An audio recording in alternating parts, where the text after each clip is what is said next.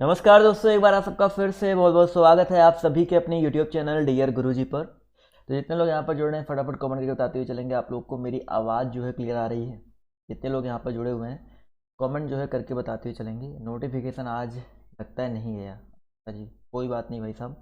इसलिए मैं कहता हूँ आप लोग हमारे टेलीग्राम ग्रुप से जुड़ जाइए, जिससे आप लोग को नोटिफिकेशन मिलता रहे। आप लोग हमसे इंस्टाग्राम पे जुड़ जाइए, जिससे आप लोग को नोटिफिकेशन जो है मिलता रहे और आप लोग को कोई जो दिक्कत ना आए। ठीक है, चलिए स्टार्ट करते हैं आज की इस क्लास को। तो आज की इस क्लास में सबको पता ही है क्या होने वाला है।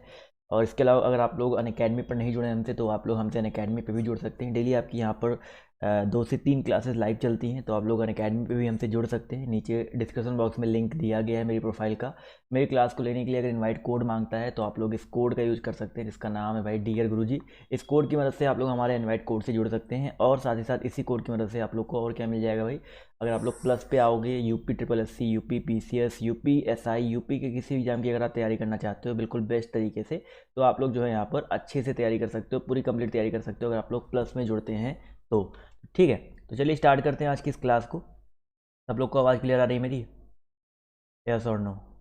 सो गाइस स्टार्ट करते हैं आज की क्लास को। तो और आज भी यहाँ पर जो एग्जाम हुआ ये प्रीवियस ईयर का ही पेपर है, लेकिन यहाँ पर 2 पेपर आज हो सकता है सॉल्व कराऊँ, क्योंकि मैंने बहुत सारे क्वेश्चंस लिए हैं।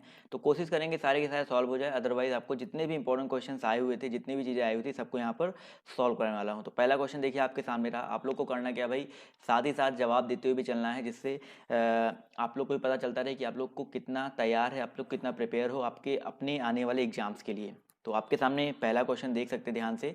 प्रिंसिपल जो है कथन कह रहा है और यहाँ पर कुछ पूर्वानुमान दिए गए हैं और आपको यहाँ पर बताना है कौन सा पूर्वानुमान निकाला जा सकता है। तो पहला देखिए कह रहा है प्रिंसिपल पूर्वाह्न 10 बजे विद्यार्थियों को संबोधित करेंगे, ये कथन है। दूसरा कथन कह रहा है यहाँ पर कि आपसे अनुरोध है कि पूर्वाह्न 10 बजे से पहले अपना स्थान ग्रहण कर ले। यानी कि एक चीज़ क्लियर है कि 10 बजे सुबह, पूर्वाह्न का मतलब होता है सुबह, 10 बजे सुबह विद्यार्थियों को संबोधित करेंगे और 10 बजे पहले हमको अपना स्थान ग्रहण कर लेना है। पूर्वानुमान यहाँ पर क्या दिया गया, ध्यान से देखिए कि भाई यदि विद्यार्थी पूर्वाह्न 10 बजे पहले अपना स्थान नहीं ग्रहण करता तो समारोह आरंभ नहीं होगा। तो भाई ऐसा तो कुछ नहीं है भाई, विद्यार्थी ग्रहण करे या ना ग्रहण करे, जो अपना संबोधन है प्रिंसिपल जी वो तो स्टार्ट करेंगे ही करेंगे। क्लियर है। और अगला यहाँ पर कह रहा है कि समारोह निर्धारित समय पर आरंभ होगा। तो भाई यहाँ पर देखा जाए तो प्रिंसिपल पूर्वाह्न 10 बजे विद्यार्थियों को संबोधित करेंगे, यानी कि वो करेंगे तो अपने निर्धारित समय पर आरंभ होगा। तो ऑप्शन जो इसका 2 है पूर्वानुमान यहाँ पर निकल रहा है। तो हम लोग कह सकते हैं कि यहाँ पर आपका जो ऑप्शन नंबर ए है, पूर्वानुमान 2 निकाला जा सकता है, वो यहाँ पर क्या हो जाएगा, बिल्कुल करेक्ट हो जाएगा। समझ में आ गया दोस्तों? चलिए, समझ में आ रहा होगा तो यार प्लीज़ वीडियो को लाइक करते हुए चलिएगा और इसी तरह के वीडियोस मैं आपको लगातार देता रहता हूँ। आते हैं अगले क्वेश्चन की तरफ। तो अगला क्वेश्चन देखिए आपसे यहाँ पर क्या कह रहा है, ध्यान से देखिए। कथन दिया गया है कि भाई समबहुभुज की समान भुजाएं और समान कोण होते हैं। और एक कथन और दिया गया है कि वर्ग जो है आपका समबहुभुज है, यानी कि जो समबहुभुज होता है उसकी समान भुजाएं होती है और साथ ही साथ समान कोण होते हैं। और साथ ही साथ यहाँ पर वर्ग को दिया गया समबहुभुज है। तो यहाँ पर जो पहला निष्कर्ष निकल रहा है, वर्ग की समान भुजाएं होती हैं। अगर वर्ग समबहुभुज है तो भाई वर्ग समबहुभुज की समान भुजाएं होती हैं, इसलिए वर्ग की भी समान भुजाएं होती हैं। कथन से आपको देखना है, एक्चुअल में वर्ग क्या होता है उससे मतलब नहीं है, लेकिन एक्चुअल में भी ऐसे ही होता है उससे, लेकिन यहाँ पर कथन से आपको देखना है। तो आपका ऑप्शन नंबर जो फर्स्ट है, निष्कर्ष जो फर्स्ट है वो निकल रहा है। इसी तरह निष्कर्ष 2 को देखिए, वर्ग के समान कोण होते हैं। वर्ग के समान कोण होते हैं, इसका मतलब क्या है भाई कि यहाँ पर अगर वर्ग समबहुभुज है और समबहुभुज की समान भुजाएं समान कोण होते हैं, तो यहाँ पर दूसरा भी निष्कर्ष जो है आपका निकल रहा है। तो यहाँ पर हम लोग कह सकते हैं कि निष्कर्ष 1 और निष्कर्ष 2 दोनों निकलते हैं। तो ऑप्शन नंबर जो इसका बी है वो यहाँ पर क्या हो जाएगा, बिल्कुल करेक्ट हो जाएगा। समझ में आ गया दोस्तों? आसान सा क्वेश्चन था कि नहीं था? नॉर्मल क्वेश्चन था ना। आते हैं अगले क्वेश्चन पर। तो देखिए टेबल वाला क्वेश्चन, काफ़ी लोग इसमें कंफ्यूज रहते हैं बट अच्छा क्वेश्चन है कि नीचे प्याज की प्रत्येक 15 दिन की कीमतें दिखाई गई हैं। फरवरी के तीसरे सप्ताह में प्याज की कीमतें मालूम करना आपको। तो ध्यान से देखिए यहाँ पर क्या हो जाएगा कि नीचे प्याज की प्रत्येक 15 दिन की कीमतें दिखाई गई हैं और फरवरी के तीसरे सप्ताह में प्याज की कीमतें मालूम करें। तो भाई देखो, दिसंबर का प्रथम सप्ताह, हमको फरवरी के तीसरे सप्ताह में जाना है, ये वाले में। तो पहले सप्ताह में 20 है और दिसंबर के तीसरे सप्ताह में 60 है। 30 है, फिर आपका 60 है, चलो ठीक है। और जनवरी के प्रथम सप्ताह में कितना है, 40 है। हमको तीसरे सप्ताह से मतलब है ना, तो दिसंबर के तीसरे सप्ताह में कितना है आपका, 60 है। फिर जनवरी के तीसरे सप्ताह में कितना है आपका, 120 है। यानी कि 60 और में कितना जोड़ा हमने, 60 और जोड़ा तो 120 आ गया। तो 120 में और कितना जोड़ें सर, 60 जोड़ दें हम, तो आपका क्या आ जाएगा, फरवरी के तीसरे सप्ताह का आ जाएगा। तो 120 और 60 कितना हो जाएगा, 180 हो जाएगा। ये तो बहुत ही आसान था। डिफरेंस आपका, डिफरेंट जो आप था, डिफरेंस जो आपका था वो 60 का था। तो यहाँ पर ऑप्शन नंबर जो इसका सी है 180, वो यहाँ पर बिल्कुल करेक्ट हो जाएगा। समझ में आ रहा ना दोस्तों। चलिए आते हैं दोस्तों अगले क्वेश्चन की तरफ। तो अगला क्वेश्चन देखो ध्यान से, यहाँ पर क्या कह रहा है, कहने की कोशिश क्या कर रहा है कि भाई दिए गए विकल्पों में से लुप्त अंक ज्ञात कीजिए। एक है, 4 है, फिर 2 है, उसके बाद यहाँ पर 3 है, उसके बाद 2 है, फिर आपका क्वेश्चन मार्क है। तो यहाँ पर देखिए 1 और 4, फिर आपका यहाँ पर 2 और 3, उसके बाद आपका यहाँ पर 2 है, फिर क्वेश्चन मार्क है। तो इसको क्वेश्चन को अगर हम लोग गैस करें, ध्यान से देखिए कि 2 4 3 5, तो यहाँ पर क्या हो सकता है, जैसे यहाँ पर 1 और 4 को जोड़ो कितना आ जाएगा, 1 + 4 कितना होता है सर आपका, 5 होता है। भाई पहला नंबर दूसरा नंबर जोड़ा 5 आ गया। फिर इस 5 में से इस वाले नंबर घटाओ, थोड़ा सा अच्छा लॉजिक लगा यहाँ पर, 5 में से 2 घटाओ कितना आ जाएगा आपका, 3 आ जाएगा। क्लियर है, चलो ठीक है, यहाँ पर 3 आ गया, बट यहाँ पर 5 में से 3 घटाया, चलो 5 में से 2 घटाया तो आपका 3 आ गया, लेकिन अगर 5 में से इस 3 को घटाते तो आपका 2 आ जाता। तो यहाँ पर देखा जाए तो ये कोई ऐसा लॉजिक नहीं लग रहा है, थोड़ा सा और दिमाग लाना पड़ेगा यहाँ पर। क्या हो सकता है, 1 मिनट इसको इरेज कर देते हैं, वेट करते हैं। चलिए तो यहाँ पर देखिए क्या करना है, बेसिकली यहाँ पर हमें कुछ इस तरह से करना होगा। यहाँ पर देखो 1 और 4 है, तो 1 + 4 कितना होता है सर आपका, 5 होता है। क्लियर है, उसके बाद 5 में से आप 3 घटाओ, सिर्फ इस चीज़ को याद रखो, 5 में से 3 घटाया आपका कितना आ गया सर आपका, 2 आ गया। क्लियर है, तो ये नंबर आ गया। अब देखो इन 1 और 4 को जोड़ा, फिर जो आया फिर में से 3 घटा दिया तो आपका 2 आ गया। अब 4 और 2 को जोड़ो, 4 और 2 जोड़ो कितना आ जाएगा सर आपका, 6 आ जाएगा। अब 6 में से फिर से घटा दो, कितना हमने 3 घटाया, 3 घटा दो, तो 6 में से 3 घटाओ कितना आ जाएगा आपका सर आपका, 3 आ जाएगा। तो जो कि यहाँ पर 3 नंबर है। क्लियर है, वही सेम चीज़ हम लोग आगे करेंगे। 4 और 2 जोड़ा था, अब 2 और 3 जोड़ो, तो 2 और 3 जोड़ो कितना आ जाएगा सर आपका, 5 आ जाएगा। क्लियर है, 2 और 3 जोड़ने पर अगर आपका 5 आ गया, तो हम लोग यहाँ पर क्या करना है, फिर 5 में से फिर से 3 घटाना है, घटाएंगे कितना आ जाएगा, 2 आ जाएगा। जो कि यहाँ पर देख सकते हैं 2 आपका देखने को मिल जाएगा, यहाँ पर 2 है आपका। अब फिर कहे 2 और 3 जोड़ा था, अब 3 और 2 जोड़ो कितना आ जाएगा, फिर से 5 आएगा। फिर 5 में से 2 घटा देंगे कितने, भाई 2 + 3 जोड़ो कितना आ जाएगा आपका, 5। फिर 5 में से फिर से 3 घटा दीजिए, कितना आ जाएगा सर, 5 में 3 घटाएंगे तो आपका 2 आ जाएगा। क्लियर है, आपका 2 आएगा। तो यहाँ पर ऑप्शन नंबर जो इसका ए है 2, वो यहाँ पर करेक्ट हो जाएगा। तो ये लॉजिक लगना था, थोड़ा सा अलग अलग लॉजिक था, बट आई होप आपको समझ में आया होगा। अगर नहीं समझ में आया तो एक बार फिर से रिपीट करके जरूर देखिएगा। अगला क्वेश्चन ध्यान से देखो, यहाँ पर क्या कह रहा है कि भाई 5 मित्र पी क्यू आर एस और टी एक पंक्ति में उत्तर दिशा की ओर मुख करके बैठे हैं। यस जो है बैठा है, सॉरी यस बैठा है, और चलिए उत्तर दिशा की ओर मुख करके बैठे हैं, फिर यहाँ पर लिखा है यस बैठा है। चलो यस बैठा है टी और क्यू के बीच में, चलो ठीक है, यहाँ पर कॉमा लगना चाहिए था, ये फुल स्टॉप नहीं। यस बैठा है क्यू और टी के बीच में। इसके बाद यहाँ पर कह रहा है और क्यू है आर के निकटतम बाई ओर, पी है टी के निकटतम बाई ओर, बीच में कौन बैठा है। तो इसको फटाक से देख लेते हैं कैसे बैठाएंगे।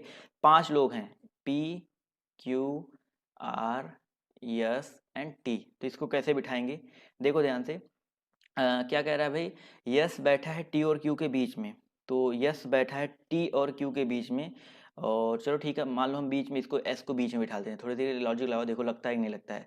एस बैठा है टी और क्यू के बीच में, फिर आर के निकटतम बाईं ओर पी है, आर के निकटतम बाईं ओर क्या है, थोड़ा सा यहाँ पर मतलब कॉमा और उसका सही से यूज नहीं किया गया है ना, यहाँ पर लिखा है और क्यू है आर के निकटतम बाईं ओर, यहाँ पर ये है क्यू है आर, यहाँ पर इस ये लाइन एक में है, थोड़ा सा अच्छे से यूज नहीं किया गया हिंदी व्याकरण का। क्यू है आर के निकटतम बाईं ओर, तो क्यू है आर के निकटतम बाईं ओर, देखा जाए तो ये बाईं ओर है ना, बाईं ओर है ना, क्यू है आर के निकटतम बाईं ओर, और पी है टी के निकटतम बाईं ओर, पी है टी के निकटतम बाईं ओर, मतलब आपका कुछ इस तरह से बैठेगा P T S Q R. Clear है, क्या कह रहा था, तो आपको यहाँ पर ये लाइन यहाँ से लेकर यहाँ तक एक साथ पढ़नी है, उसके बाद ये लाइन यहाँ से पढ़नी है और यहाँ से ये लाइन आपको इस तरह से पढ़नी है, थोड़ा सा इसका यूज करिएगा। तो यहाँ पर देखिए क्या हो जाएगा भाई, P T S Q R, यानी कि हमसे पूछ क्या रहा है कि बीच में कौन बैठा है, तो बीच में देखा जाए तो कौन बैठा है, यस ही बैठा है ना। तो यहाँ पर ऑप्शन नंबर जो इसका ए है वो यहाँ पर क्या हो जाएगा, बिल्कुल करेक्ट हो जाएगा। समझ में आ गया दोस्तों। चलिए आते हैं अगले क्वेश्चन पर। तो अगला क्वेश्चन देखिए आपके सामने ये रहा, ध्यान से देखिएगा कि दिए गए विकल्पों में से विषम शब्द को चुनना है आपको। रतौंधी, स्कर्वी, बेरी बेरी और एड्स रोग। तो यहाँ पर आराम से आप लोग चुन सकते हैं। आपका जो रतौंधी है, बेरी बेरी है, स्कर्वी है, विटामिन की कमी से होने वाले रोग हैं। लेकिन एड्स जो है आपका एक संक्रामक रोग है। तो ऑप्शन नंबर जो इसका डी है वो यहाँ पर क्या हो जाएगा, विषम हो जाएगा। चलिए आते हैं अगले क्वेश्चन पर। तो अगला क्वेश्चन देखिए आपसे यहाँ पर क्या कह रहा है कि फरहान राजू से ज़्यादा रन बनाता है, सिमरन नीतू से ज़्यादा किंतु राजू से कम रन बनाती है, तो सबसे अधिक रन कौन बनाता है। समझो ध्यान से इस क्वेश्चन को। क्या हो जाएगा, फरहान जो है, फरहान की बात करते हैं, ये राजू से ज़्यादा रन बनाता है। सिमरन नीतू से ज़्यादा, देखो सिमरन जो है नीतू से ज़्यादा और किंतु राजू से कम रन बनाती है, ये बन गया ना। तो कौन सबसे अधिक रन बनाता है, तो एक चीज़ यहाँ पर, इसको इक्वेशन फर्स्ट अगर मान लो, इसको इक्वेशन सेकंड मान लो अगर सर, तो यहाँ पर इन दोनों इक्वेशन से हम लोग कह सकते हैं कि सबसे ज़्यादा देखिए फरहान है, यानी कि कुछ आपका इस तरह फरहान राजू, फिर राजू के बाद कौन है, सिमरन है, सिमरन के बाद कौन है, नीतू है। कुछ इस तरह से आपका जो डायग्राम मतलब फिगर है बन करके आएगा। और यहाँ पर पूछ रहा है सबसे अधिक रन कौन बनाता है, तो हम लोग कह सकते हैं फरहान सबसे अधिक रन बनाता है। तो ऑप्शन बी यहाँ पर क्या हो जाएगा, करेक्ट हो जाएगा। सबसे कम बनाता है कौन, नीतू सबसे कम बनाती है।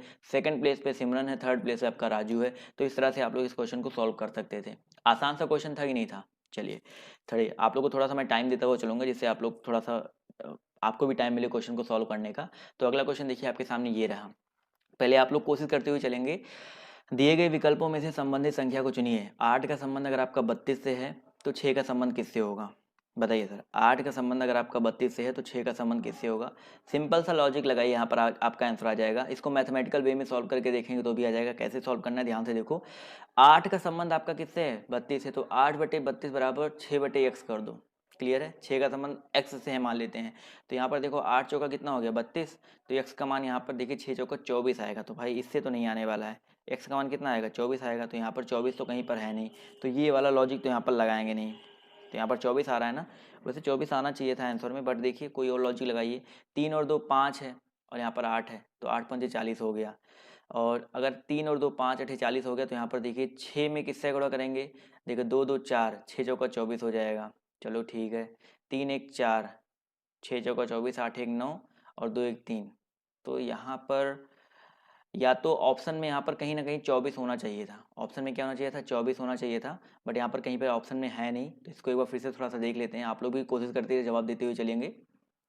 तो इसमें वही लॉजिक लग रहा है, एक ही लॉजिक यहाँ पर देखने को मिल रहा है और कोई लॉजिक नहीं लग रहा है। और ऑप्शन में भी यहाँ पर कुछ दिया नहीं गया। ऑप्शन में जो इसका सॉल्यूशन दिया है वहाँ पर भी 24 निकाल के दिखाया गया है। तो इसका तो मुझे कोई लॉजिक नहीं दिख रहा है, बट आप लोग को अगर कोई लॉजिक दिखता है तो आप लोग मुझे मैसेज कर सकते हैं। अच्छा रहेगा आपके लिए भी, मेरे लिए भी अच्छा रहेगा। अगला क्वेश्चन देखो यहाँ पर क्या कह रहा है कि भाई राजन और मनु बाजार जाते हैं। राजन 105 रुपये में 3 रबड़ और 5 कलम खरीदता है, जबकि मनु 130 रुपये में 4 रबड़ और 6 कलम खरीदता है। एक रबड़ का मूल्य ज्ञात करो। सिंपल सा फंडा है भाई, राजन है और मनु है, बाजार जा रहे हैं। इसको आप किसी भी नियम से लगा सकते हो। 3 रबड़ और 5 कलम, यानी कि 3 रबड़ को हम मान लेते हैं x और 5 कलम को मान लेते हैं 5y। कितने रुपए में खरीद रहे हैं भाई, 105 रुपये में खरीद रहे हैं। जबकि मनु 4 रबड़ यानी कि 4x और 6 कलम यानी कि 6y कितने रुपए में खरीद रहे हैं भाई, आपके 130 रुपये में खरीद रहे हैं। यही तो है ना। तो यहाँ पर एक रबड़ का मूल्य क्या होगा। तो इसको सॉल्व करने के लिए हम लोग कैसे सॉल्व करते हैं कि पहले तो किसी एक को बराबर कर लो। जैसे ये 3 है, ये 4 है, तो इनको बराबर करने के लिए क्या करना पड़ेगा, इसमें आप गुणा कर दो 4 से, तो 4 तिहाई 12 हो जाएगा। इसमें गुणा कर दो 3 से, तो 3 चौका 12 हो जाएगा।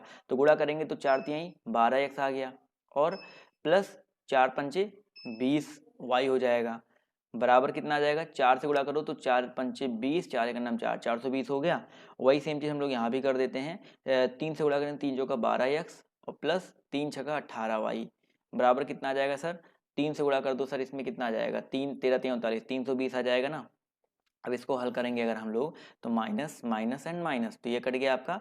20 में से 18 गया, कितना हो जाएगा 2y बराबर 12 में से 9 हो गया 3, 30। तो y का मान कितना आ जाएगा आपका 15 आ गया। तो y का मान तो आपका 15 आ गया, ये चीज़ क्लियर हो गया। लेकिन हमें किसका मान चाहिए, एक रबड़ का मूल्य। अब देखो रबड़ को तो हमने x माना था ना, 3x लिया 5y लिया, तो इसी इक्वेशन को उठा लो। तो 3x प्लस 5y बराबर कितना आपका 105 है।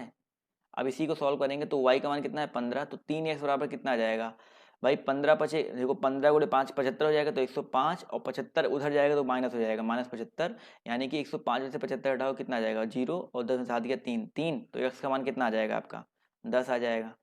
भाई x का मान 10 ही तो आएगा, क्योंकि 3 से काटोगे तो 3 नामा 30 हो गया। तो आपका x का मान अगर 10 आ गया तो एक रबड़ का मूल्य क्या हो जाएगा, 10 रुपये हो जाएगा। समझ में आ गया ना। इसको बोलते हैं हम लोग एक एक नियम। तो किसी नियम से भी इसको आप सॉल्व कर सकते हो, आपके सामने सॉल्यूशन है। इसको क्या करना भाई, स्क्रीनशॉट ले लो या पीडीएफ इसका मिल जाएगा तो आप लोग पीडीएफ डाउनलोड कर लीजिएगा। तो आप लोग पीडीएफ से भी इसको प्रिपेयर कर सकते हैं अच्छे से। क्लियर है, समझ में आ रहा है ना। चलिए आते हैं अगले क्वेश्चन पर। तो अगला क्वेश्चन देखिए आपके सामने ये रहा कि एक अनुक्रम दिया गया है जिसमें से एक पद आपका क्या है, लुप्त है। दिए गए विकल्पों में से वह सही विकल्प चुनिए जो अनुक्रम को पूरा करे।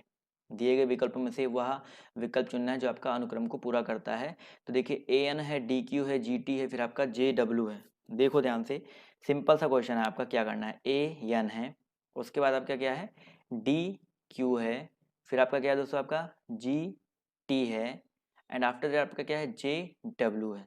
तो यहाँ पर क्या हो जाएगा सर, अब आपका नंबर लिख लो भाई। ए का कोड होता है 1, इसका कोड होता है 14, डी का आपका कितना होता है सर, आपका 4 होता है, इसका 17 होता है। देखो अभी समझ में आ जाएगा। जी का कितना होता है 7, टी का 20 होता है, जे का आपका 10 होता है, और इसका कितना होता है सर, डब्ल्यू का आपका 23 होता है। तो देखिए 1 3 4, 14 3 17, 4 3 7, 17 3 20, 7 3 10, 20 3 23। सब में 3 3 डिफरेंस आ रहा है ना। तो 10 और 3 कितना हो जाएगा 13, और 23 और 3 कितना हो जाएगा 26। तो 13 और कितना हो जाएगा दोस्तों आपका 26 हो जाएगा। और 13 कोड किसका होता है, एम का होता है। 26 कोड किसका होता है सर, आपका जेड का होता है। क्लियर है। तो यहाँ पर जो करेक्ट आंसर आपका क्या हो जाएगा, एम जेड आ जाएगा। तो ऑप्शन नंबर जो इसका सी है वो यहाँ पर बिल्कुल करेक्ट हो जाएगा। समझ में आ गया ना दोस्तों। क्लियर है, क्लियर है तो आप लोग यस और नो करते हुए चलेंगे। चलिए बढ़ते हैं अगले क्वेश्चन की ओर। तो अगला क्वेश्चन देखिए आपके सामने ये रहा कि भाई क्या कह रहा है कि अप्रैल महीने का पहला दिन जो है आपका बुधवार है। अप्रैल महीने का जो पहला दिन है आपका बुधवार है।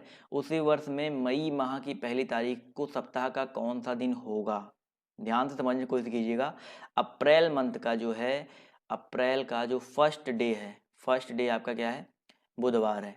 बुधवार है ना, यानी कि 1 अप्रैल को आपको पता चल गया क्या है आपका, 1 अप्रैल को आपका बुधवार है। चलिए इतना क्लियर है। उसके बाद कह रहा है कि उसी वर्ष में मई माह की पहली तारीख यानी कि 1 मई को क्या होगा, 1 मई को क्या होगा। अब मुझे पता है कि अप्रैल जो होता है कितने का महीना होता है सर, 30 का महीना होता है। यानी कि हमको 30 दिन और आगे जाना है, तो बुधवार में 30 दिन जोड़ना है। तो मुझे पता है कि 30 दिनों में एक्स्ट्रा डेज कैसे कितने होते हैं, 2 होते हैं। अब कुछ लोग कंफ्यूज रहते हैं एक्स्ट्रा डेज आता कहाँ से है। तो 30 को आपको करना, देखो एक्स्ट्रा डेज का मतलब होता है 7 से डिवाइड करना। 7 से डिवाइड करो, 7 चौका 28, शेषफल कितना आया सर आपका 2 आया। तो एक्स्ट्रा डेज कितने आ गए सर आपके 2। तो बुधवार में आपको सिर्फ और सिर्फ 2 ऐड करना है। तो बुधवार में 2 ऐड करो, बृहस्पतिवार और आपका क्या आ जाएगा, शुक्रवार आ जाएगा। कितना आ जाएगा सर आपका, शुक्रवार आ जाएगा। तो यहाँ पर जो करेक्ट आंसर आपका क्या हो जाएगा, ऑप्शन नंबर बी शुक्रवार यहाँ पर बिल्कुल करेक्ट हो जाएगा। समझ में आ गया दोस्तों, ऑप्शन नंबर बी यहाँ पर क्यों होगा।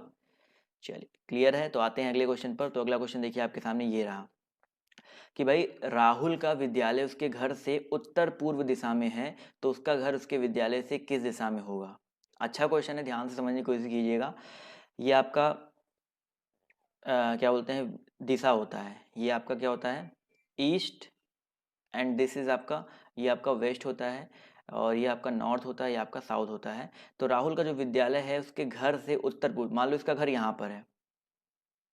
चलिए थोड़ा सा वेट कर लेते हैं, आप लोग भी जवाब देते हुए चलेंगे तो ज़्यादा बेटर रहेगा। तो यहाँ पर ये आपका मैंने बताया था क्या हो गया था, नॉर्थ साउथ वेस्ट और ईस्ट। तो यहाँ पर क्वेश्चन कह रहा है कि राहुल का विद्यालय उसके घर से उत्तर पूर्व दिशा में है। उत्तर पूर्व का मतलब होता है, ये मान लेते हैं घर है, यही तो है घर। उत्तर पूर्व आपका ये होता है, तो उसका ये विद्यालय है, उसका विद्यालय इस दिशा में है।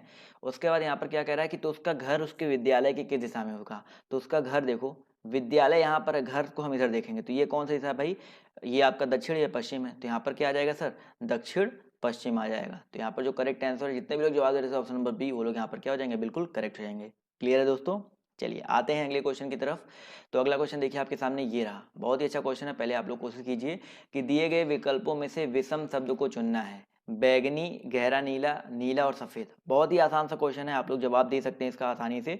बैगनी है, गहरा नीला है और आपका सफेद है। तो यहाँ पर अलग क्या हो जाएगा, जी हाँ बिल्कुल सही जवाब देखने को आ रहा है। तो यहाँ पर देखा जाए तो बैगनी, गहरा नीला और नीला, इन सब में नीले का टच है। लेकिन सफ़ेद की अगर हम बात करते हैं तो सफ़ेद में देखा जाए तो नीले का कोई भी अंश नहीं होता है। तो आपका ऑप्शन नंबर जो इसका डी है वो यहाँ पर क्या हो जाएगा, अलग हो जाएगा। समझ में आ गया ना सर। चलिए बिल्कुल सही बात है। तो ऑप्शन बी यहाँ पर, डी यहाँ पर जो है करेक्ट हो जाएगा। आते हैं अगले क्वेश्चन की तरफ। तो अगला क्वेश्चन देखिए आपके सामने ये रहा कि एक अनुक्रम दिया गया है जिसमें से एक पद आपका लुप्त है। दिए गए विकल्पों में से वह सही विकल्प चुनिए जो अनुक्रम को पूरा करता है। DPEYFZ question mark. फटाफट आप लोग जवाब दीजिए, फिर मैं आपको बताता हूँ इसका जो करेक्ट आंसर आपका क्या हो सकता है। आई होप आप सबने कुछ ना कुछ तो गेस किया ही होगा। तो यहाँ पर देखिए DP है तो 4 है, फिर आपका क्या है, आपका DP का मतलब कितना होता है सर, 16 होता है। 4 16 दिया गया है। उसके बाद EY है यानी कि 5 और आपका 25 है, और FZ है यानी कि आपका 6 और 10 है। तो 4 1 5 1 6, अगला क्या आएगा, 7 आएगा। ये तो क्लियर हो गया, अगला 7 आएगा। इस तरह 16 है, 16 का मतलब 16 है, फिर आपका 25 है, फिर आपका कितना आ गया, 10 आ गया। अब 16 25 10, थोड़ा सा यहाँ पर लॉजिक लगाओ। 16 का मतलब क्या होता है भाई, 4 स्क्वायर। 25 का मतलब कितना होता है सर आपका, 5 स्क्वायर।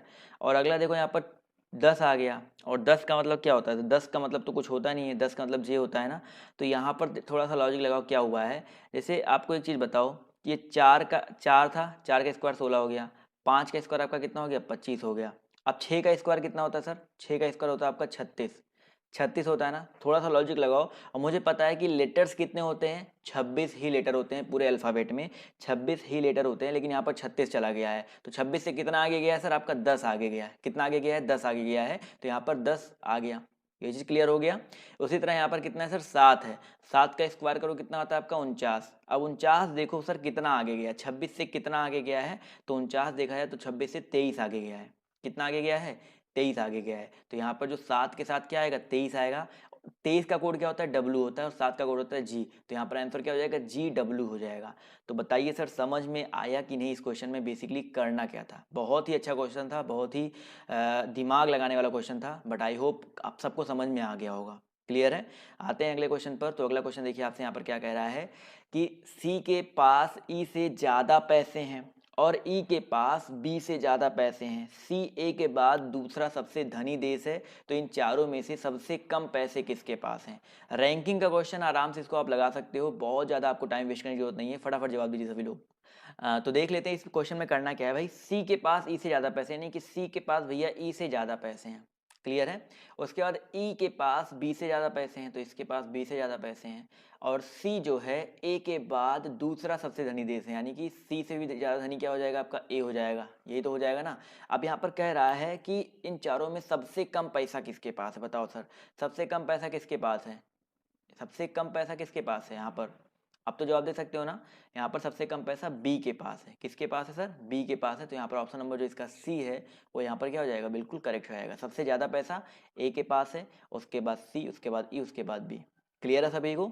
आते हैं अगले क्वेश्चन पर। तो अगला क्वेश्चन देखिए आपके सामने ये रहा कि भाई नीचे दिए गए यहाँ पर विकल्पों में से बताना सार्थक क्रम। तो यहाँ पर माफ़ कीजिएगा, सार्थक क्रम आपका यहाँ पर मिस हो गया है। तो यहाँ पर कुछ इस तरह से कूट था आपका 1 3 2 4 2 3 1 4। तो यहाँ पर देखिए उस कूट को यहाँ पर मैंने ध्यान नहीं दिया लेने को। तो फिर मैं आपको समझा देता हूँ इसमें बेसिकली करना क्या है। कुछ करना नहीं है। देखो चाबी है, ताला है, दरवाजा है, और आपका क्या है, कक्ष है। तो यहाँ पर सबसे पहले हम लोग चाबी ढूंढेंगे। सबसे पहले क्या लेंगे, चाबी लेंगे। उसके बाद क्या आएगा भाई, ताले की जरूरत पड़ेगी। चाबी के बाद ताले की जरूरत पड़ेगी। दरवाजा, ताला लगाते कहाँ पे, दरवाजे पे लगाते हैं, दरवाजे की जरूरत पड़ेगी। उसके बाद आपका फिर दरवाजा खोल करके हम लोग कमरा यानी कि कक्ष में जाएंगे। तो इसका जो सही क्रम होता वो आपका क्या हो जाता सर, 1 फिर 3, देखो तीसरे स्थान पे है, फिर यहाँ पर 2, फिर आपका कितना है, 4 है। तो जी हाँ, तो कुछ लोग यहाँ पर पहले ही जवाब दे रहे थे 1 3 2 4, वो लोग यहाँ पर क्या हो जाएंगे, बिल्कुल करेक्ट हो जाएंगे। चलिए दोस्तों आते हैं अगले क्वेश्चन की तरफ। तो अगला क्वेश्चन देखिए आपके सामने ये रहा कि भाई विकास और सुजीत की वर्तमान आयु क्रमशः 5:4 के अनुपात में है। 3 वर्ष बाद उनकी आयु का अनुपात क्रमशः 11:9 हो जाता है। तो सुजीत की वर्तमान आयु बताइए कितने वर्ष है। कई बार इस तरह का आपको मैं क्वेश्चन करवा चुका हूँ, फटाफट आप लोग जवाब देने की कोशिश कीजिए। अब चलिए देखते हैं इस क्वेश्चन में करना क्या। देखो जब भी आपके सामने कभी भी एज रिलेशन का क्वेश्चन आए और आप में पहली बात तो क्या दिया हो, अनुपात दिया हो, तो कभी कभी क्या होता है ना कि आप लोग बिना सॉल्व किए क्वेश्चन को सॉल्व कर सकते हो। जैसे यहाँ पर अनुपात दिया है, वर्तमान आयु का अनुपात कितना दिया है सर, 5:4 दिया है ना।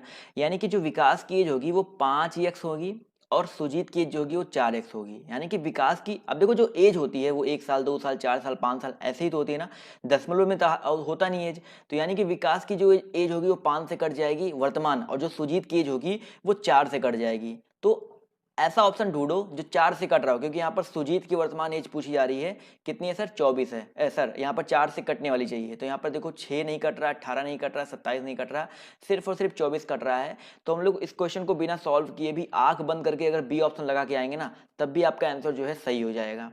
लेकिन कभी कभी क्या होता है कि आपके दो दो ऑप्शन ऐसे देते हैं कि भाई 4 से 2 कटने वाले हैं, तब आपको वहां पर क्वेश्चन को सॉल्व करना होता है। तो पहला स्टेप तो आप लोग हमेशा इस क्वेश्चन में ये चीज़ देखा करेंगे, जरूर देखेंगे। अगर वो चीज़ नहीं काम कर रहा है तब आप लोग बेसिक लगाएंगे। बेसिक क्या है सर? यहाँ पर विकास और सुजीत की वर्तमान आयु कितनी है? 5x और 4x है।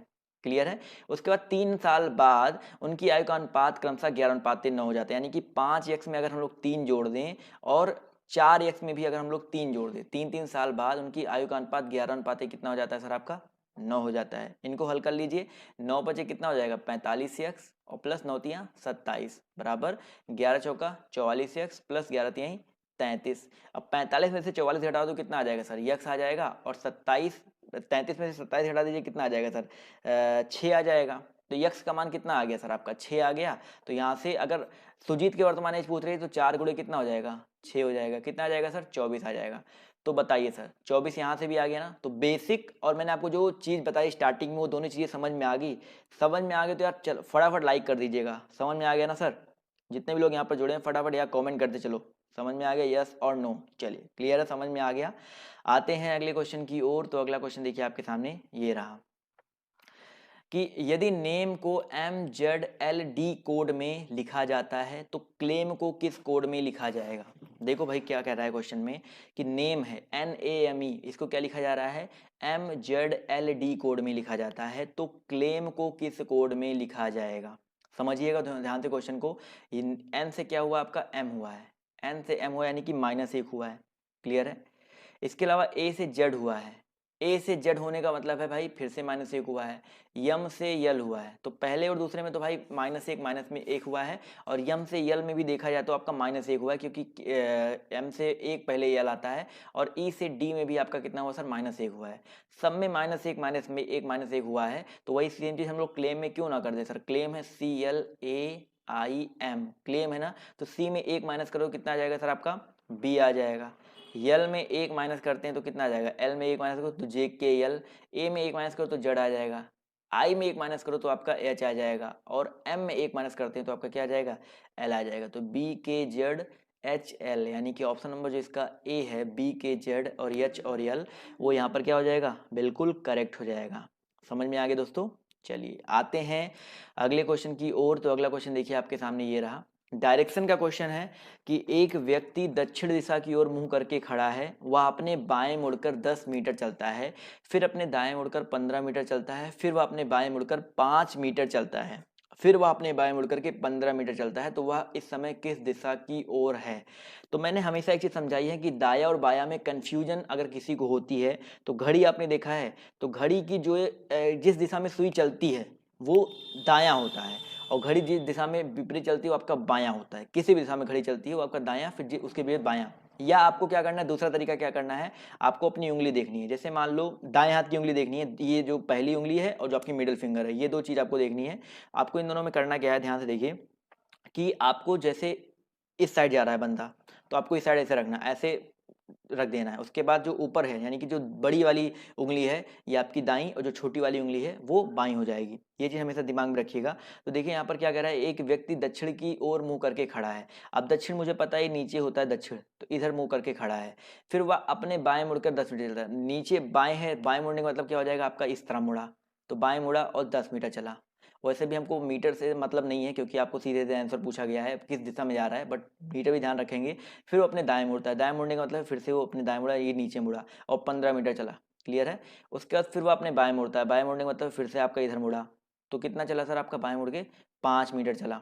फिर अपने बाएं मुड़ के 5 मीटर चला। इसके बाद फिर कह रहा है कि फिर वह अपने बाएं मुड़ करके कितना चलता है सर? 15 मीटर चलता है। तो यहाँ से बाएं मुड़ा, फिर से 15 मीटर चल गया। क्लियर है? फिर उस समय वो किस दिशा में मुंह करके खड़ा है? तो ये कौन सी दिशा है सर बताइए? ये उत्तर दिशा है ना। मैंने आपको हमेशा बताया कि नीचे आपका दक्षिण होता है, ऊपर आपका उत्तर होता है, इधर आपका पूरब होता है, इधर आपका पश्चिम होता है। तो यहाँ पर जो ऊपर की ओर दिशा आ गई, क्या आ जाएगी? आपकी उत्तर आ जाएगी। तो ऑप्शन नंबर जो इसका बी है वो यहाँ पर क्या हो जाएगा? बिल्कुल करेक्ट हो जाएगा। कुछ लोग बोल रहे हैं यहाँ पर सर दक्षिण हो सकता है, तो एक बार देखते हैं क्या मिस्टेक हुई है, फिर से एक बार देख लेते हैं। एक व्यक्ति जो है दक्षिण दिशा की ओर मुंह करके खड़ा है। दक्षिण दिशा की ओर मुंह करके खड़ा है, तो दक्षिण आपका चलो नीचे की ओर मुंह करके खड़ा है, चलो इधर मुंह करके बंदा खड़ा है। उसके बाद क्या कह रहा है कि वह अपने बाएं मुड़ करके 10 मीटर चलता है। बाएं मुड़ने का मतलब क्या है भाई, इधर मुड़ा और 10 मीटर चला, चलो ठीक है, इधर मुड़ के 10 मीटर चला। फिर वो अपने दाएं मुड़ता है, दाएं मुड़ने का मतलब क्या है भाई, दाएं मुड़ के 15 मीटर चला, तो यहाँ पे दायां मुड़ गया, फिर कितना चला, 15 मीटर चला। फिर वो अपने बाएं मुड़ता है और 5 मीटर चलता है, तो बाएं मुड़ा सर 5 मीटर चला, क्लियर है। अपने बाएं मुड़ा 5 मीटर चला, फिर वह अपने बाएं मुड़ करके 15 मीटर चलता है, फिर अपने बाएं मुड़ के 15 मीटर चला। तो भाई ये तो भाई सही है ना, उत्तरी दिशा तो होगी। तो यहाँ पर कैसे आपका दक्षिण आ रहा है, तो उत्तर यहाँ पर करेक्ट होगा, दक्षिण नहीं होगा, तो ऑप्शन बी यहाँ पर जो है बिल्कुल करेक्ट हो जाएगा। क्लियर दोस्तों, चलिए आते हैं अगले क्वेश्चन की ओर। तो अगला क्वेश्चन देखिए आपसे, आपके सामने ये रहा। क्या कह रहा है कि कुछ समीकरण एक विशेष प्रणाली के आधार पर हल किए गए हैं, उसी आधार पर अनुत्तरित समीकरण का सही उत्तर ज्ञात कीजिए। आपके सामने दिया गया, बहुत ही आसान सा क्वेश्चन है, आप लोग यूं जवाब दे सकते हैं 2 से 3 सेकंड में, फटाफट जवाब देते हुए चलेंगे आप सभी लोग। चलिए काफ़ी लोग का जवाब देखिए यहाँ पर आना शुरू हो गया। तो 5 7 2 है, फिर 7 2 5 हो गया, यानी कि 7 2 को पहले, फिर 5 को आखिरी में लिख दिया गया है। इसी तरह यहाँ पर 9 0 को पहले, 6 आखिरी में लिख दिया गया है, और 4 और 3 को पहले और 8 को बाद में लिख देंगे, तो 4 3 8 438 हो जाएगा। तो ऑप्शन नंबर जो इसका सी है वो यहाँ पर क्या हो जाएगा, बिल्कुल करेक्ट हो जाएगा। क्लियर है। आते हैं अगले क्वेश्चन पर। तो अगला क्वेश्चन देखिए आपसे कह रहा है कि भाई दिए गए विकल्पों में से विषम संख्या को चुनिए। विषम संख्या को चुनना है, 125 1321 512 1728। बताइए यहाँ पर विषम क्या हो जाएगा। 125 है, 1321 है, 512 है और आपका 1728 है। फटाफट जवाब दीजिए सभी लोग, और जवाब देखिए यहाँ पर आना शुरू हो गया है। बहुत ही आसान सा क्वेश्चन है, बिल्कुल सही बात है। 125 देखिए किसका क्यूब होता है, 5 का क्यूब होता है। 512 किसका क्यूब होता है सर, आपका 8 का क्यूब कर दो तो 512 आ जाएगा। इसी तरह 1728 आपका 12 का क्यूब होता है। कम से कम आप लोग 20 तक का क्यूब याद कर लो, बहुत काम आएगा आपके। लेकिन 1321 की बात करते हैं, तो ये भाई कोई भी किसी का क्यूब नहीं होता है, तो यहाँ पर ऑप्शन नंबर जो इसका सी है वो यहाँ पर क्या हो जाएगा, बिल्कुल भिन्न हो जाएगा, विषम हो जाएगा। तो ऑप्शन नंबर सी पर टिक कर देंगे और बढ़ेंगे किस क्वेश्चन की ओर, अगले क्वेश्चन की ओर। तो अगला क्वेश्चन देखिए आपसे यहाँ पर क्या कह रहा है भाई, कुछ समीकरण किसी विशिष्ट प्रणाली के आधार पर हल किए गए हैं, उसी आधार पर हल ना किए गए समीकरण का सही उत्तर ज्ञात कीजिए। तो 29 गुणे कितना है सर, आपका 13 बराबर 14 है। 76 गुणे 26 बराबर 34 है। 64 गुणे 14 बराबर क्या होगा। फटाफट सभी लोग जवाब देते हुए चलेंगे, देखते हैं कितने लोग यहाँ पर इसका जवाब दे पाते हैं। इस क्वेश्चन में देखेंगे ध्यान से, करना क्या है, 29 गुणे 13 है, तो 29 प्लस 13 कर लो। 29 और 13 जोड़ो कितना आ जाएगा सर आपका, 29 13 आपका आ जाएगा 4 9 3 12, यानी कि 42 आ जाएगा। और 42 आ गया, और 42 को भाग दे दो भैया 3 से, तो कितना आ जाएगा आपका 14। वही सेम चीज़ यहाँ पर है ना। इसी तरह 76 26 को जोड़ो, 76 और प्लस 26 जोड़ते हैं तो कितना आ जाएगा, 6 6 12 7 2 9 1 10, 102 आ गया। 102 को फिर से आप 3 से भाग दे दो, तो 3 त्रिक 9 3 चौका 12, 34 आ जाएगा ना सर। देखिए यहाँ पर 34 है। इसी तरह 64 और 14 को जोड़ते हैं, तो 64 प्लस 14 ऐड करेंगे तो कितना आ जाएगा सर आपका, 64 और 14 हो जाएगा 4 4 8, यानी कि 78, और बटे 3 कर देंगे तो 3 से भाग दो, कितना आ जाएगा सर 26 3 78, यानी कि ऑप्शन नंबर जो इसका सी है वो करेक्ट होगा, ना कि कुछ लोग बी बोले, तो यहाँ पर जो सी है वो यहाँ पर करेक्ट होगा। क्लियर हो गया दोस्तों, क्या करना था इस क्वेश्चन में, तो ऑप्शन नंबर सी जो है यहाँ पर क्या हो जाएगा, बिल्कुल करेक्ट हो जाएगा। समझ में आ गया ना। चलिए आते हैं अगले क्वेश्चन की ओर। तो अगला क्वेश्चन देखिए आपके सामने ये रहा, देखिए ध्यान से कि निम्नलिखित कथनों में से आप क्या अनुमान निकालेंगे। मैंने बहुत से पौधों की जड़ों का परीक्षण किया, देखा गया कि इन सभी पौधों की जड़ें नीचे की ओर बढ़ती हैं। और 4 अनुमान दिए गए हैं। मैं एक वनस्पति शास्त्री हूँ। कुछ पौधों की जड़ें नीचे की ओर बढ़ती हैं, एक पौधे की जड़ें नीचे की ओर बढ़ती हैं, अधिकांश पौधों की जड़ें नीचे की ओर बढ़ती हैं। बताइए यहाँ पर चारों में से जो एग्जैक्ट आपके कथन के अकॉर्डिंग निष्कर्ष क्या हो सकता है। बहुत ही आसान सा है। देखिए, मैंने बहुत से पौधों की जड़ों का परीक्षण किया है और देखा कि इन सभी पौधों की जड़ें, सभी यहाँ पर लिख दिया ना, सभी लिख दिया, तो यहाँ पर अधिकांश तो होगा नहीं, एक भी नहीं होगा और कुछ भी नहीं होगा, तो तीनों तो ऐसे ही आपके गलत हो गए। कुछ लोग यहाँ पर डी सोच रहे थे, बट यहाँ पर तीनों गलत हो जाएंगे, क्योंकि यहाँ पर जब सभी कह दिया यानी कि सभी पौधों की जड़ें नीचे की ओर बढ़ती हैं, तो अधिकांश का मतलब क्या हो गया सर, यहाँ पर सभी मतलब सभी होता है। लेकिन यहाँ पर अगर यहाँ पर पहली लाइन पढ़ो, मैंने बहुत से पौधों की जड़ों का परीक्षण किया है, यानी कि पौधे की जड़ों का परीक्षण कौन करता है, एक वनस्पति शास्त्री ही तो करता है ना। तो यहाँ पर जो करेक्ट जो निष्कर्ष निकल रहा है वो यहाँ पर ऑप्शन नंबर ए जो है निकल रहा है, और आयोग ने भी इसी को ऑप्शन को सही माना था, तो आप लोग भी इसको ही याद रखिए। कुछ लोग बोले नहीं सर डी होगा, डी नहीं होगा सर, यहाँ पर ऑप्शन नंबर ए जो है करेक्ट होगा। क्लियर है। चलिए आते हैं अगले क्वेश्चन पर। तो अगला क्वेश्चन देखिए आपके सामने ये रहा कि 8 मित्र ABCDEFG और H एक गोल मेज के चारों ओर इस क्रम में और समान दूरी पर बैठे हैं। उनकी स्थिति दक्षिणावर्त दिशा में है। दक्षिणावर्त दिशा में, चलिए ठीक है। यदि G जो कि उत्तर में बैठा है C से अपनी सीट बदल लेता है अपनी, और B अपनी सीट F से बदल लेता है, और तो अब F के दाईं ओर कौन बैठा हुआ है। बहुत आसान सा क्वेश्चन है, ध्यान से क्वेश्चन को लगाएंगे तो आप लोग क्वेश्चन को लगा पाएंगे। फटाफट आप लोग कोशिश कीजिए, जवाब दीजिए, कॉपी पेन साथ में रखिए, जिससे आपका कोई भी क्वेश्चन खुद से मतलब मिस ना हो। पहले खुद से लगाओ, फिर आप लोग, मैं तो आपको समझा ही रहा हूँ लगातार। तो देखते हैं इस क्वेश्चन में करना क्या है। ABCDEFGH एक गोल मेज के चारों ओर इसी क्रम में बैठे हैं, यानी कि गोल मेज है और चारों ओर इसी क्रम में बैठे हैं। तो यहाँ पर देखो कैसे बिठाएंगे, चलो यहाँ से स्टार्ट करते हैं। ABC, यहाँ पर एक काम करते हैं ना, इसको आपको अगर 8 लोग हैं ना तो आपको इस क्रम में बिठाओ, ज़्यादा बेटर रहेगा। आपको पता है जो आपका गोला होता है इसमें, अगर ये आपका 4 भाग हो गया, उसके बाद यहाँ पर अगर इससे मिला दीजिए तो आपका ये हो जाता है 8 भाग हो जाता है। ये हो गया 8 लोग ना। तो ABC, यहाँ पर D बिठा दो, DEFG H E बैठ गए। अब उनकी स्थिति जो है दक्षिणावर्त है, दक्षिणावर्त है, चलो ठीक है, उधर दक्षिणावर्त है आपकी। उनकी स्थिति दक्षिणावर्त दिशा में है, जो कि उत्तर में, जी जो कि उत्तर में बैठा है, जी जो है आपका, जी जो है आपका उत्तर में बैठा है। ये जो दिशा है आपकी उत्तर दिशा है, एक चीज़ याद रखिए, ये आपकी उत्तर दिशा है। तो जी के पीछे आपका क्या हो जाएगा, दक्षिण हो जाएगा, दक्षिण हो जाएगा ना। अब जी के पीछे दक्षिण हो गया। अगर ये उत्तर है और ये दक्षिण है तो ए आपका क्या हो जाएगा, तो ए आपका क्या हो जाएगा, पूरब हो जाएगा, और ये आपका क्या हो जाएगा, पश्चिम हो जाएगा। तो ये दिशा चली क्लियर हो गई। अब कह रहा है जी जो कि उत्तर में बैठा है सी से अपनी सीट बदल लेता है। अब जी जो है सी से अपनी सीट बदल लेता है, चलो ठीक है, सी से अपनी सीट बदल, तो बी जो बी है अपनी सीट एफ से बदल लेता है। तो यहाँ पर जी के स्थान पे सी आ जाएगा, बी के स्थान पे एफ आ जाएगा। तो अब बताओ एफ के दाईं ओर कौन बैठा है। तो यहाँ पर देखो जी के स्थान पे कौन आ गया है, जी के स्थान पे हमने बिठा दिया सी को, और सी के स्थान पे बिठा दिया हमने, देखो सी से अपनी सीट बदलता है, सी से, और बी अपनी सीट, यहाँ पर बी हो गया। तो देखो यहाँ पर बी और हो गया और सी हो गया। इस तरह यहाँ पर सी के स्थान पे देखो कौन आ गया है, जी आ गया है, जी आ गया ना। और बी के स्थान पे कौन आ गया सर, आपका एफ आ गया। अब देखो कह रहा है कि एफ के दाईं ओर कौन बैठा है, तो एफ के दाईं ओर बोल रहा है ना, तो एफ के दाईं ओर तो ये होगा ना। तो एफ के दाईं ओर कौन बैठा है, ए बैठा है, नहीं बैठा है कि नहीं बैठा है। तो यहाँ पर ऑप्शन नंबर जो इसका ए है वो करेक्ट होगा। तो थोड़ा सा आपको लॉजिक लगाना है कि भाई आपका क्या बोलते हैं, रैंकिंग, आपका बैठक व्यवस्था है, बैठक व्यवस्था में दायां बायां अगर आपको नहीं क्लियर होगा तो आप लोग कैसे वहाँ पर क्वेश्चन को सही करोगे। तो बताइए ये क्वेश्चन समझ में आ गया, यस और नो, फटाफट जवाब दीजिए। क्वेश्चन समझ में आ गया, नहीं समझ में आ गया, नहीं समझ में आया तो रिपीट करके जरूर देखिएगा। आई होप आपको समझ में आ गया होगा। चलिए बढ़ते हैं अगले क्वेश्चन की ओर। तो अगला क्वेश्चन देखिए आपके सामने ये रहा कि एक चरवाहे के पास 17 भेड़ें थीं, उनमें से 9 को छोड़कर बाकी सब मर गई, तो कितनी भेड़ें शेष हैं, बताइए। सिंपल सा क्वेश्चन है, 17 भेड़ें थीं। अब यहाँ पर बस आपको लैंग्वेज को देखना है कि उनमें से 9 को छोड़कर बाकी सब मर गई, यानी कि 9 बची हैं और बाकी सब मर गई, तो कितनी भेड़ें शेष बचेंगी, 9 ही तो बचेंगी ना। लेकिन कुछ लोग यहाँ पर 8 लगा देंगे, 17 में से 9 घटाएंगे, बोलेंगे सर 8 आएगा, लेकिन यहाँ पर 8 नहीं आएगा सर। यहाँ पर 9 को छोड़ करके बाकी सब मरी है ना, तो कितनी भेड़ें शेष है सर आपकी, 8 नहीं, यहाँ पर 9 भेड़ें शेष है। तो ऑप्शन नंबर जो इसका ए है वो यहाँ पर क्या हो जाएगा, करेक्ट हो जाएगा। समझ में आ गया ना। चलिए आते हैं अगले क्वेश्चन की ओर। तो अगला क्वेश्चन आपके सामने ये रहा कि भाई टीना पूरब की ओर 45 किलोमीटर गाड़ी चलाती है, फिर दाईं ओर मुड़ करके 65 किलोमीटर गाड़ी चलाती है, फिर बाईं ओर मुड़ करके 33 किलोमीटर जाती है, उसका मुंह किस दिशा की ओर है। मैंने आपको हमेशा से बताया है, ये आपका क्या होता है सर, पूरब होता है, ये आपका पश्चिम होता है। सिंपल सा क्वेश्चन, जवाब देखिए आना शुरू हो गया है। ये आपका उत्तर होता है और ये आपका दक्षिण होता है, क्लियर है।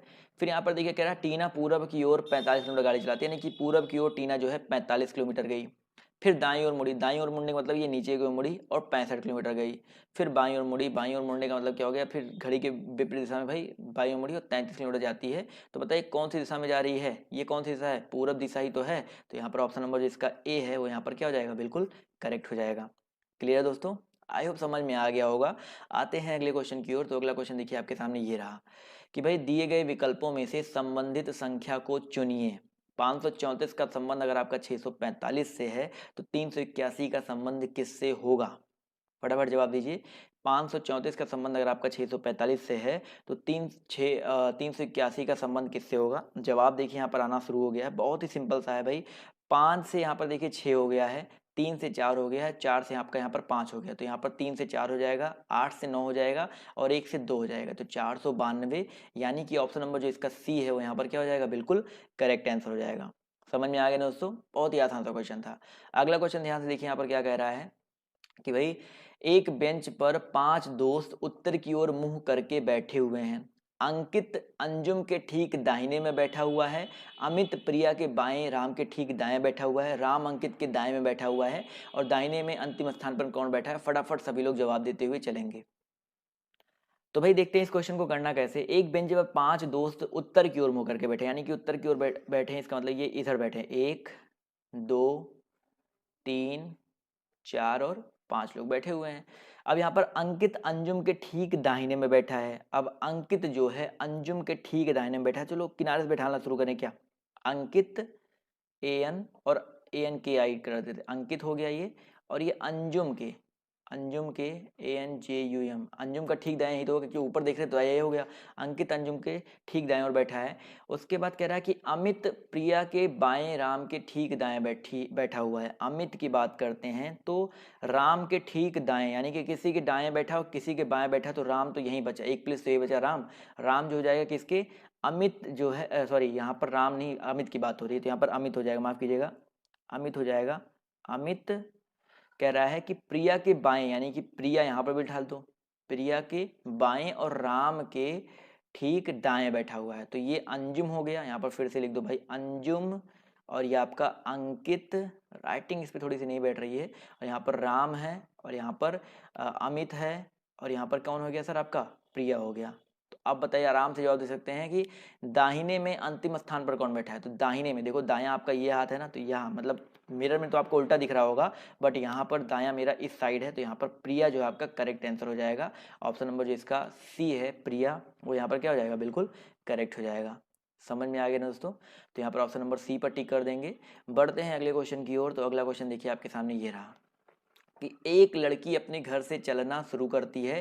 पहले वह 30 मीटर उत्तर पश्चिम दिशा में चलती है, फिर 30 मीटर दक्षिण पश्चिम दिशा में चलती है, इसके बाद वह 30 मीटर दक्षिण पूर्व दिशा में चलती है। अंत में वो अपने घर की ओर मुड़ती है। वह किस दिशा में चल रही है। देख सकते हैं डायरेक्शन से 2 से 3 क्वेश्चन आपको देखने को मिल गए, और ये सारे क्वेश्चन आपके लोअर में पूछे गए थे। बहुत ही अच्छा क्वेश्चन, लोअर पीसेस के क्वेश्चन है सारे के सारे। फटाफट जवाब देते हुए चलेंगे। चलिए जवाब देखिए यहाँ पर आना शुरू हो गया है। तो भाई एक लड़की जो है अपने घर से चलना शुरू करती है। पहले वह 30 मीटर उत्तर पश्चिम, देखो उत्तर पश्चिम का मतलब क्या होता है, ऐसे समझो, ये आपका उत्तर है और ये आपका पश्चिम है, ये आपका दक्षिण है, ये आपका क्या है, पूरब है। तो एक लड़की अपने घर से चलना शुरू करती है। पहले वो 30 मीटर उत्तर पश्चिम, यानी कि 30 मीटर, मान लो घर उसका आपका यहाँ पर है, तो पहले वो 30 मीटर उत्तर पश्चिम में जाती है। क्लियर है, 30 मीटर उत्तर पश्चिम में गई। फिर वह 30 मीटर दक्षिण पश्चिम में चलती है। दक्षिण पश्चिम का मतलब क्या होता है, दक्षिण पश्चिम आपका ये है, ये वाली दिशा है ना, तो इधर से इधर आ गई, तो इसको अलग बना लेते हैं। पहले ये इधर गई, फिर उसके बाद इधर आई, तो ये 30 गई और ये 30 आई। क्लियर है। उसके बाद इसके बाद 30 मीटर दक्षिण पूर्व, देखो दक्षिण पूर्व आपका ये वाला दिशा है ना, तो इसके बाद यहाँ पे है, तो इसके लिए दक्षिण पूर्व तो ये हो जाएगा। दक्षिण पूर्व चलती है और 30 मीटर चलती है, अंत में वो अपने घर की ओर। तो भाई यहाँ पर अगर वो यहाँ पे है और घर देखो आपका यहीं पर होगा ना, इस साइड में होगा ना, तो घर आपका यहाँ पे था, तो इस साइड चलती है, दक्षिण पूर्व दिशा में घर की ओर चलती है। तो वो किस दिशा में चल रही है, बताइए ये कौन सी दिशा है, ये आपकी उत्तर पूर्व ही तो है। कौन सी दिशा सर आपकी, उत्तर पूर्व है, तो यहाँ पर ऑप्शन नंबर जो इसका उत्तर पूर्व है वो यहाँ पर करेक्ट होगा, ऑप्शन नंबर डी। तो यहाँ पर जो लोग बोल रहे थे बी, वो लोग करेक्ट नहीं हुए, यहाँ पर उत्तर पूर्व जो है आपका करेक्ट हो जाएगा। समझ में आ गया ना, यस और नो, समझ में आया कि नहीं समझ में आया, समझ में आ गया ना। चलिए आते हैं अगले क्वेश्चन पर। तो अगला क्वेश्चन देखिए आपसे यहाँ पर क्या कह रहा है कि 4 मित्र ABCD एक कॉफी शॉप में बैठे हैं। ए और बी अपने आमने सामने बैठे हैं। डी ए के बगल में नहीं बैठा है, किंतु वह ए के चेहरे के भाव को स्पष्ट रूप से देख सकता है। बी सी से बात कर रहा है जो कि उसके सामने बैठा है। साथ साथ बताइए कौन बैठे हैं। फटाफट आप लोग जवाब देने की कोशिश करेंगे। तो देख लेते हैं इस क्वेश्चन को कैसे करना है। सिंपल सा क्वेश्चन है, ABCD एक कॉफी शॉप में बैठे हुए हैं। ABCD एक कॉफी शॉप में बैठे हैं, तो यहाँ पर चलो ठीक है, कॉफी शॉप बैठे हैं, 2 लोग इधर बैठे होंगे, 2 लोग इधर बैठे होंगे, क्योंकि यहाँ पर 4 लोग बैठे हैं। किंतु वह चेहरे डी ए के बगल में नहीं बैठा है, डी ए के बगल में नहीं बैठा है, किंतु वह ए के चेहरे के हाव भाव को स्पष्ट रूप से देख सकता है। तो अगर हम यहाँ पर ए बिठाएंगे तो यहाँ पर आपका डी आएगा। क्लियर है, क्योंकि चेहरे के हाव भाव को स्पष्ट रूप से देख सकता है, किंतु वह ए के चेहरे को और बी सी से बात कर रहा है। तो बी सी से बात कर रहा है, तो और तो यहाँ पर सी भी ढाल दो, यहाँ पर बी कर दो, तो बी और सी से बात कर रहा है। तो कह रहा है कि साथ साथ कौन बैठे हैं, तो बताओ सर। यहाँ पर ये सिंपल सा क्वेश्चन बन गया, ए और सी साथ साथ बैठे हैं, बी और डी साथ साथ बैठे हैं। तो आपका जो फिगर बना यहाँ पर देखो, ए और सी और बी और डी में कौन साथ साथ आ रहा है, तो देखो डी और सी तो साथ में है नहीं, ए और बी भी नहीं है आपके, ए और डी भी नहीं है, तो यहाँ पर आपका ऑप्शन नंबर जो इसका ए था, ए और सी यहाँ पर ये हो जाएंगे आपके साथ साथ। क्लियर है, तो ऑप्शन नंबर जो इसका ए है वो करेक्ट रहेगा। तो भाई यहाँ पर जो ये प्रैक्टिस सेट था, यहाँ से बस इतने ही क्वेश्चंस थे। तो आपको ये प्रैक्टिस सेट कैसा लगा पहले ये कमेंट करके बताओ। समझ में आ गया ना, तो कमेंट करके जरूर बताइएगा।